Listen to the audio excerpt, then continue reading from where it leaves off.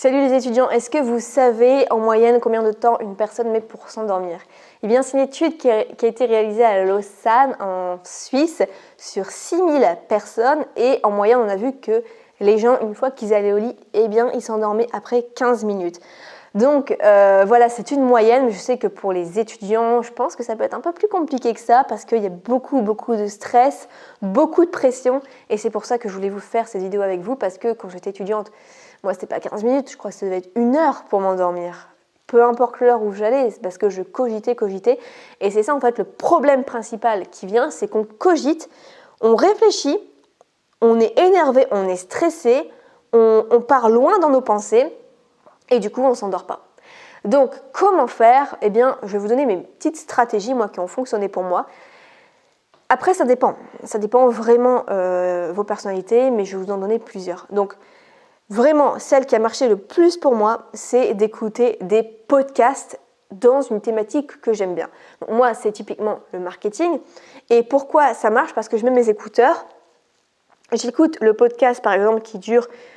plutôt en général, j'essaye de trouver un podcast qui dure entre 15 et 30 minutes.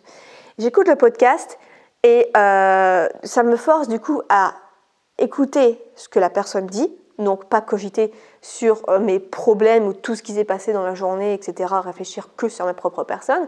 Non, là je me concentre sur ce que la personne raconte. En plus de ça, ça me fait réfléchir, donc ça me fait encore plus d'énergie qui va me fatiguer en fait au final. Et au bout d'un moment, je réfléchis tellement, j'écoute tellement, je suis tellement concentrée sur ce que la personne est en train de raconter que ouais, au bout de 15 minutes, vraiment, je m'endors. Et du coup, le podcast peut-être dure encore 5 minutes, après ça s'éteint. Et fin de l'histoire, je m'endors vraiment et en plus en ayant appris des choses. Donc ça, c'est ma stratégie. Il y a plein de podcasts sur... moi, j'écoute Spotify. Il y en a plein là-dessus en développement personnel, en cuisine, en histoire. Donc, il y a vraiment tout ce qu'il faut. Et sinon, deuxième option, ça va être d'écouter des livres audio. Donc, par exemple, vous pouvez essayer avec Audible. Moi, c'est pas forcément ce qui a le mieux marché, mais ça peut marcher pour beaucoup. Vous écoutez un livre audio, parce que beaucoup, en fait, lisent une histoire avant de dormir. Mais il faut allumer la lumière et tout, ça endort les yeux. Eh bien, vous éteignez tout, vous mettez vos écouteurs, vous écoutez un livre audio sur Audible. En plus, quand vous inscrivez, je crois qu'il y a un livre offert, voire 2. Donc voilà, vous écoutez au moins un livre, il y a peut-être entre 5 heures et 20 heures de temps de lecture. Donc il y a de quoi, franchement, sachant qu'au bout de 15 minutes, souvent on s'endort.